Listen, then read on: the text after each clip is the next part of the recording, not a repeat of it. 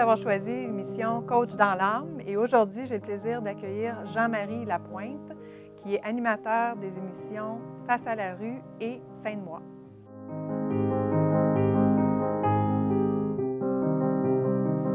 Bonjour Jean-Marie. Allô Nadine.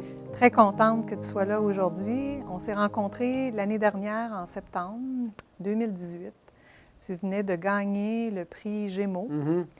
Et puis, ton ami auquel je participais à un atelier nous avait fait la surprise de ta visite. Oui. Et puis, j'avais été très touchée par ce que tu nous avais partagé, comment tu avais été généreux sur le parcours de ta vie. Et puis, j'avais envie de pouvoir le partager au plus grand nombre. Donc, merci d'avoir accepté l'invitation puis d'être ici. Ça me fait plaisir. Puis, je sais que tu fais allusion à une espèce de je n'allais pas dire un colloque, mais c'était une journée de développement organisée par ma chum Anne Bérubé. Puis Anne, c'était vraiment été improvisé. C'était quelque chose qui avait été décidé, je pense, l'avant-veille. Je savais qu'elle venait à Montréal parce qu'elle habite en Nouvelle-Écosse. C'est une fille originaire du Québec, mais elle vit maintenant en Nouvelle-Écosse avec son conjoint et ses enfants.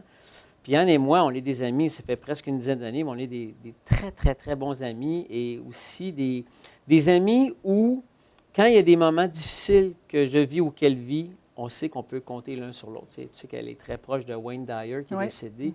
Et évidemment, on en avait parlé. Puis, quelques temps après son décès, alors on se lance beaucoup la balle comme ça. Puis, tu sais, moi, je l'aime à la vie, à la mort, cette fille-là. Alors, quand elle m'avait demandé, accepterais-tu de venir partager ton vécu?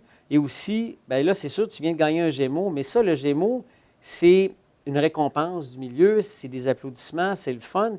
Mais c'est aussi montrer à quel point que ton parcours n'a pas toujours été dans la lumière.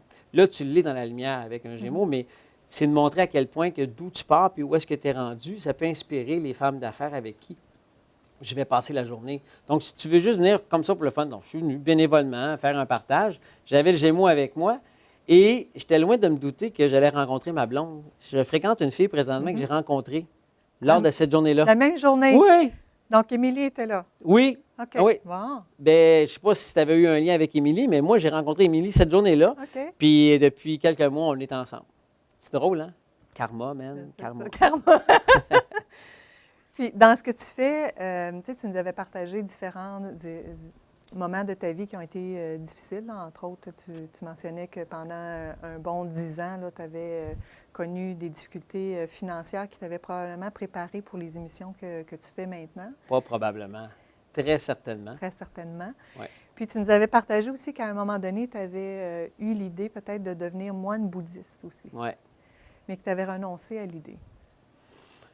Bien, en fait, c'est drôle parce que j'ai découvert le bouddhisme tibétain il y a au moins une vingtaine d'années. Puis, dans cet élan-là de ma démarche spirituelle, j'ai trouvé tellement que ça faisait du sens de méditer, de pratiquer la compassion, et à ce moment-là, j'avais commencé à faire de l'accompagnement de fin de vie. J'étais impliqué bénévolement dans plein d'organismes.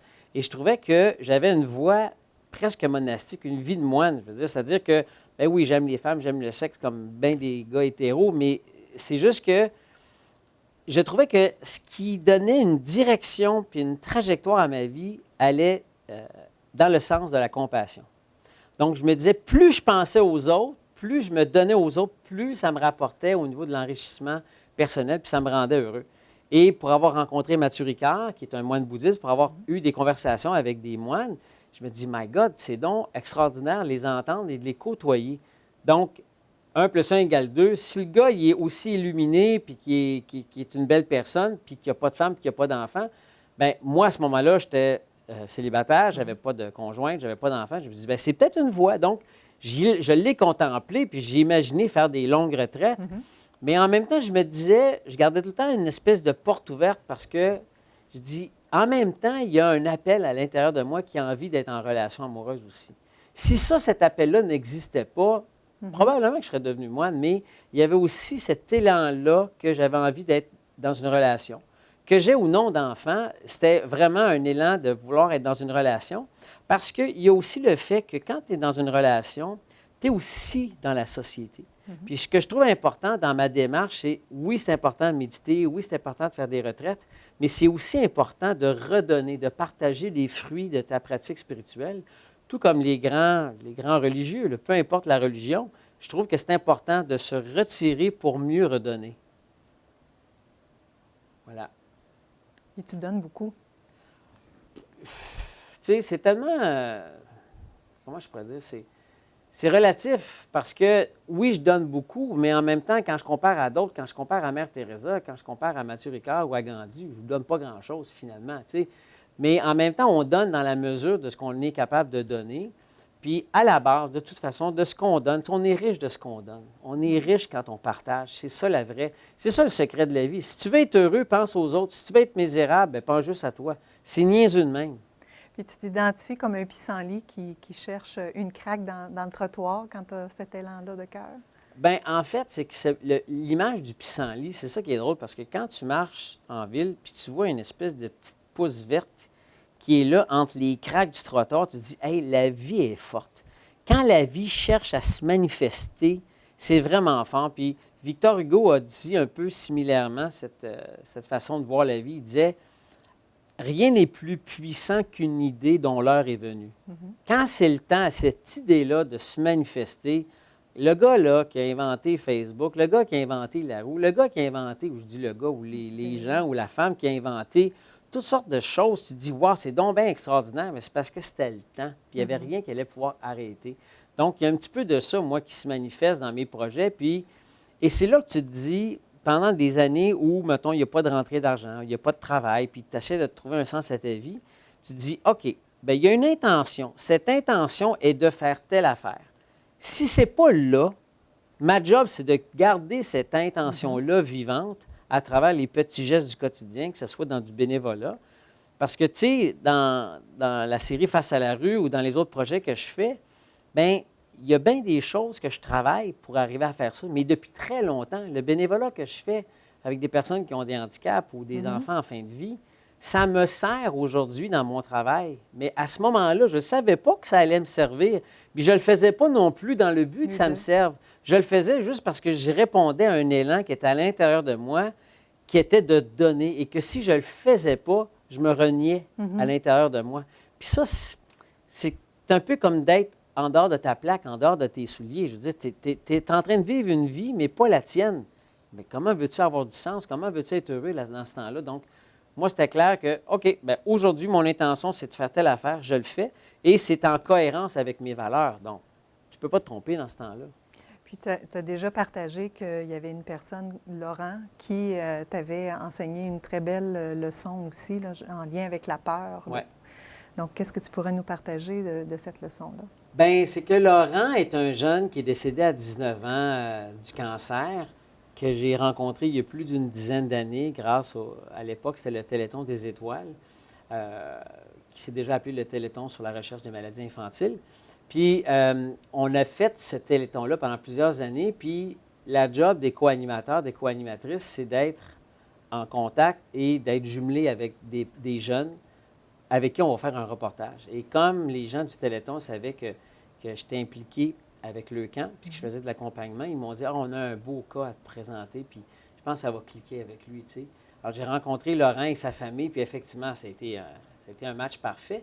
Mais ce qui s'est passé, c'est que quand Laurent, à la fin du tournage, puis à la fin du temps que j'ai passé avec lui et sa famille, il m'a demandé de l'accompagner et d'être avec lui jusqu'au bout, j'ai dit « Wow, oui, avec plaisir, puis c'est tout un cadeau. » Je dis, tu fais juste imaginer que tu es en train de finir tes jours et que tu es sur ton lit de mort, tu es là, tu es en train de mourir et qu'il y a une personne à qui tu as demandé d'être là avec toi jusqu'au bout. Cette personne-là est importante à tes yeux. Là.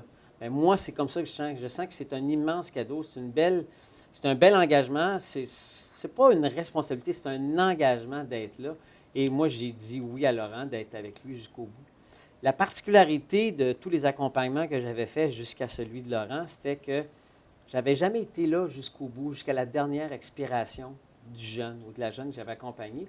Puis ça faisait mon affaire parce que, honnêtement, moi, d'assister à une personne qui meurt, j'avais été traumatisé par la mort de ma mère. Puis je n'avais pas été capable de rester jusqu'à la fin de la mort de ma mère parce que j'étais traumatisé. Puis quand maman arrêtait de respirer, je capotais. Donc, par chance, ma sœur était là dans la chambre, ma copine et mon cousin, ils étaient là. Donc, j'ai pu sortir de la chambre pour aller chercher mon père et mes sœurs parce qu'en même temps, j'avais la trouille, ça ne me tentait pas d'être là. et que, évidemment, ma mère est décédée pendant que j'étais parti et que j'avais tout le temps eu peur de ce moment-là. À chaque fois que j'accompagnais un jeune, je me disais, à un moment donné, là, c'est clair que ça va m'arriver en pleine face, puis le jeune va me péter dans la face, puis je vais capoter, je vais faire une crise d'angoisse, puis je ne serai pas du tout aidant. Je veux dire, je suis le bénévole, je suis supposé aider la famille, puis le jeune pendant qu'il est en train de mourir, alors que moi, je veux juste crisser mon camp de là, puis ça va pas bien, tu sais. Donc, par chance, jamais était arrivée cette opportunité-là d'être là jusqu'au bout. Alors, tu sais, il y a une citation qui dit « Ouvre la porte de la peur, derrière se tient la guérison ». Bien, moi, cette porte-là, je ne l'ai pas ouverte. C'est Laurent qui me l'a ouverte. Et finalement, quand Laurent est décédé, j'étais présent. Puis finalement, j'ai plus eu peur parce que quand Laurent est décédé, tout le monde est autour du lit avec lui. Et sa sœur aînée, Geneviève, elle, est en train de capoter de voir son frère mourir. Et justement, quand Laurent commence à arrêter de respirer, elle panique. Puis moi aussi, je panique. Mais le fait qu'elle panique plus que moi, c'est comme si ce qui était le plus important, ce n'était pas ma peur, ce n'était pas ma panique, c'était « Hey, il faut que je m'occupe de quelqu'un ». Donc, le transfert sur Geneviève m'a permis de rester présent durant la mort de Laurent, durant le moment qu'il a arrêté de respirer, sans que je panique. Et finalement, bien, ma peur était beaucoup plus grande dans ma tête que la réalité. Donc, finalement, nos peurs, c'est souvent une création de l'esprit. À moins qu'un mammouth qui débarque dans le studio aussi, c'est sûr qu'on va avoir peur, tu sais.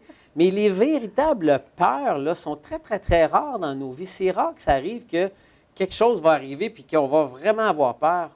Donc, il y a beaucoup de peurs qu'on s'inflige nous-mêmes, qu'on se crée dans notre tête. Et probablement, il y avait de ça aussi avec Laurent, avec la mort d'un jeune ou de la mort, point. Mais tu sais, c'est qu'en accompagnant Laurent jusqu'au bout, jusqu'à sa dernière expiration, mais ça m'a permis d'être en paix aussi avec la mort de ma mère. Puis après ça, depuis ce temps-là, je n'ai plus jamais eu peur d'accompagner quelqu'un jusqu'au bout. Et quand j'ai assisté à des morts, bien, j'étais présent.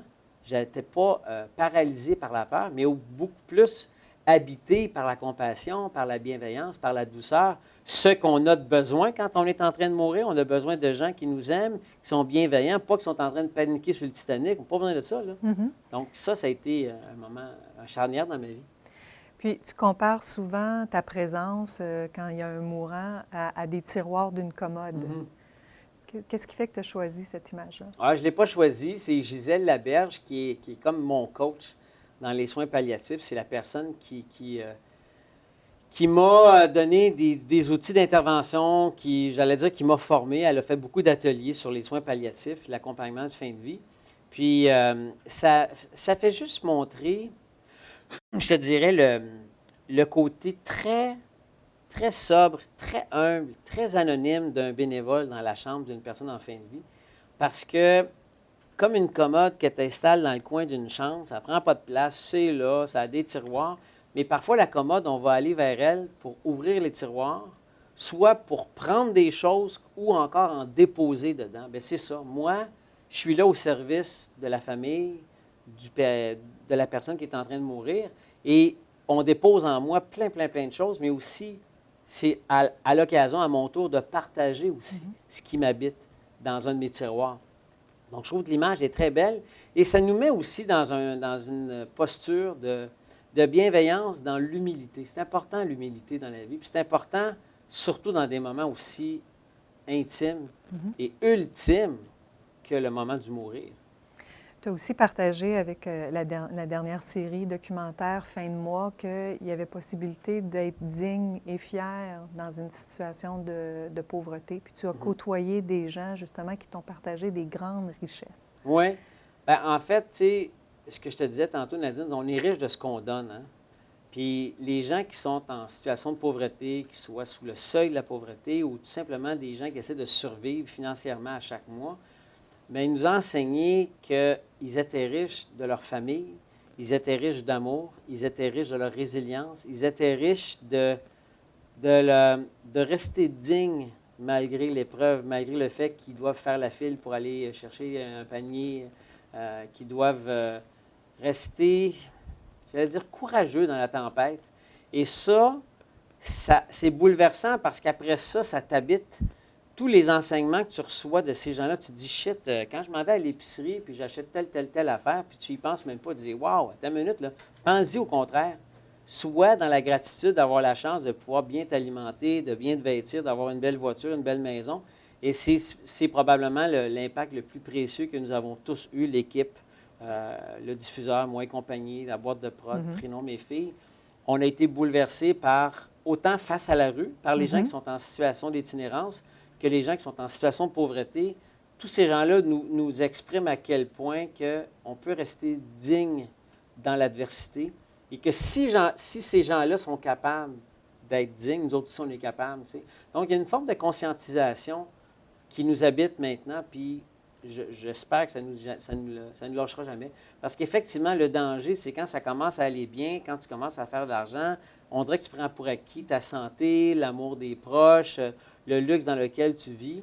Bien, c'est ça le piège, je trouve. Et les gens qu'on rencontre dans la rue ou des gens qui font la file à la banque alimentaire, bien, c'est des rappels pour te dire que, hey, écoute, la ligne entre eux et toi est mince. Là. Puis tu l'as vécu personnellement aussi parce que tu as mentionné que si tu n'avais pas fait justement la série documentaire Face à la rue, tu étais à minuit moins une. Oui, puis c'est ça.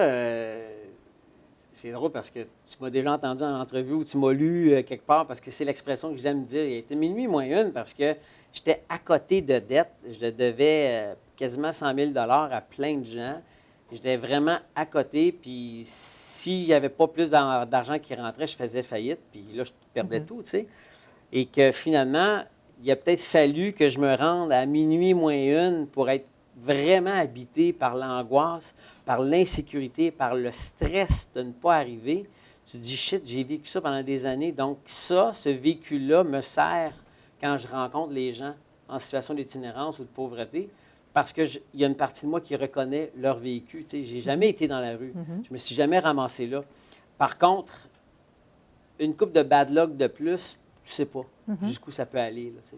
Puis dis-tu que ça t'a rapproché plus de ton intention, de vouloir la réaliser, cette intention-là? La vulnérabilité te rapproche de tout. Te rapproche des autres, te rapproche du plus petit d'entre nous, te rapproche du gars qui est handicapé ou qui vit avec une limitation. Ta vulnérabilité, c'est une clé qui ouvre bien des cœurs.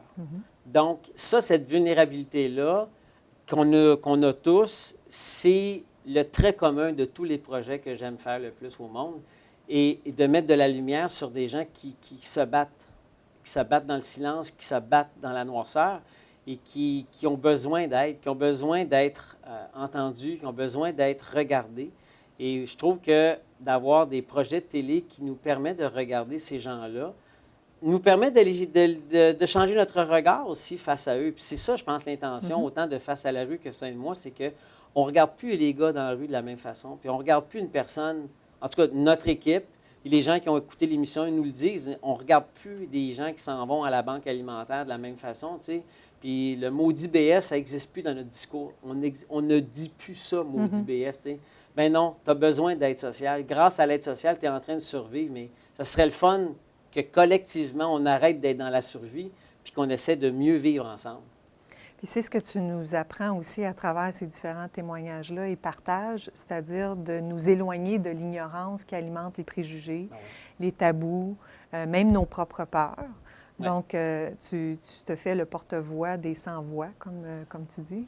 Bien, oui, puis en même temps, c'est que l'ignorant en question, c'est moi aussi. Il n'y a pas si longtemps, c'était moi qui avais des préjugés, c'est moi qui avais des peurs, c'est moi qui jugeais, puis c'est moi qui ne regardais pas le gars qui est dans la rue parce qu'il me dérange, c'est moi qui n'osais pas regarder la personne qui allait faire peut-être la file pour aller chercher son chèque de BS. Tu sais.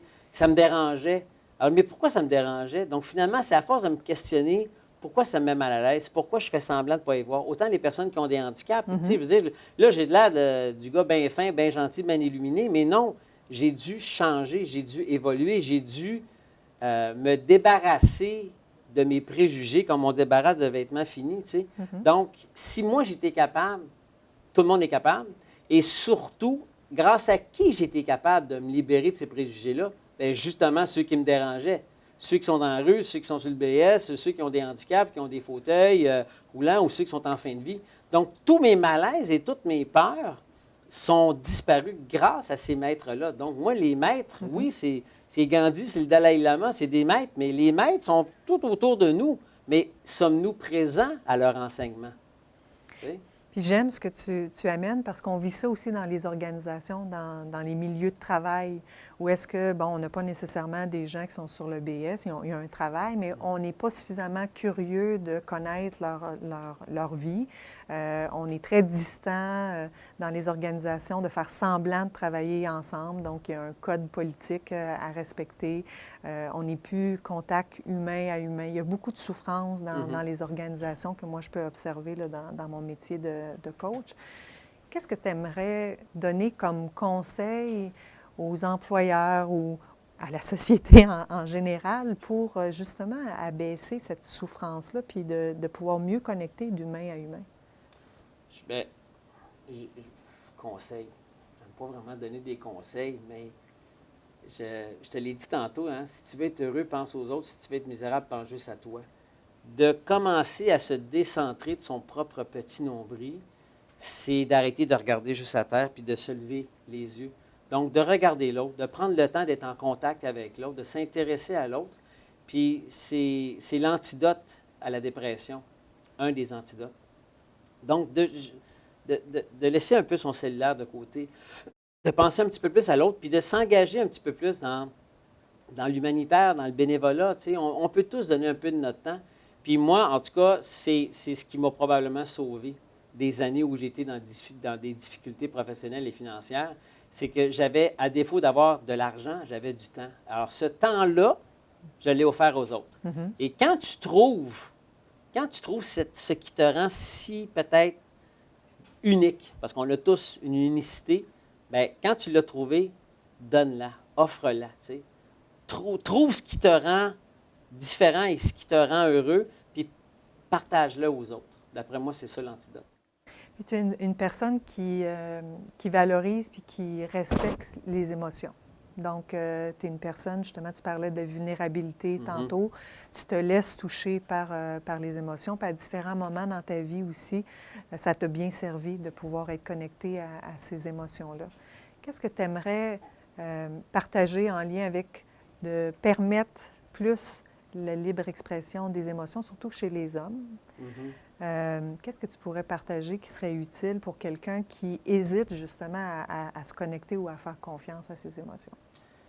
Bien, écoute, pendant un an et demi, avec Rémi Tremblay, qui a fondé la Maison des leaders, donc qui accompagne des leaders de tous les milieux, il fait des ateliers. Les leaders se regroupent à peu près, je pense, une fois par mois.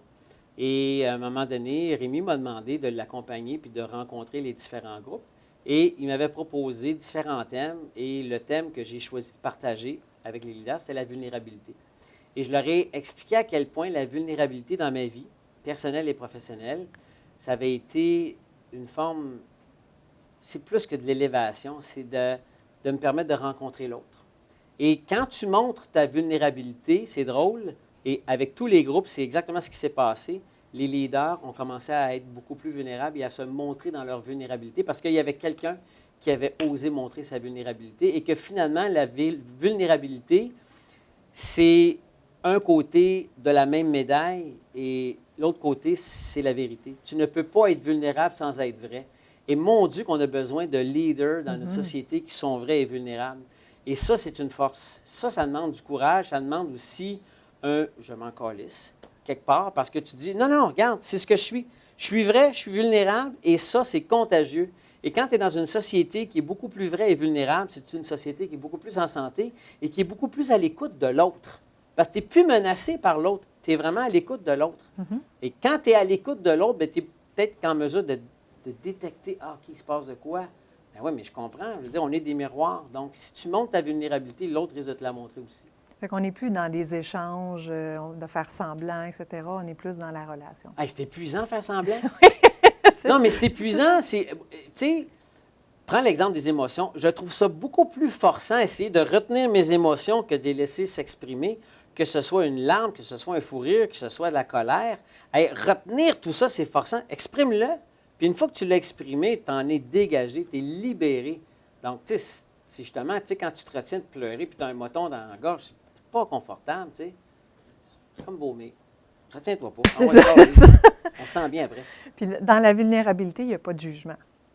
Dans quel sens?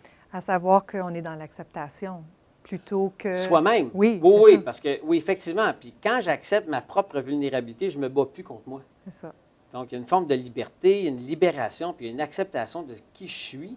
Et c'est comme ça. De toute façon, c'est la nature même de l'enfant qui est au monde, qui vient au monde. Il est vulnérable. La personne en fin de vie est vulnérable. Mais c'est de penser qu'entre les deux, on ne l'est pas. Quel piège. Mhm. On l'est tout le temps. Répète ça. On vient au monde, on est vulnérable. Mhm. Quand on meurt, quand on est en fin de vie, on est très vulnérable aussi. Mais le piège de l'être humain, c'est de penser qu'entre les deux, entre ta naissance puis ta mort, c'est que tu n'es pas vulnérable. C'est un Christ de piège. Au contraire, tu l'es tout le temps vulnérable. Donc, plus tu vas accepter, moins tu vas te battre, mais plus libre tu es, plus tu es riche. Tu es riche de ta liberté, puis tu es riche de « Oh my God, tu sais, je peux-tu être moi-même? » Ben oui. Mais si on est toute une gang à être nous-mêmes, à dire ça change une société. Alors, si tu veux qu'une société change, il faut changer soi-même. C'est un individu à la fois. C'est ce que tu appelles vivre léger. Vivre léger, c'est aussi se libérer de nos pièges mentaux, de nos histoires non réglées.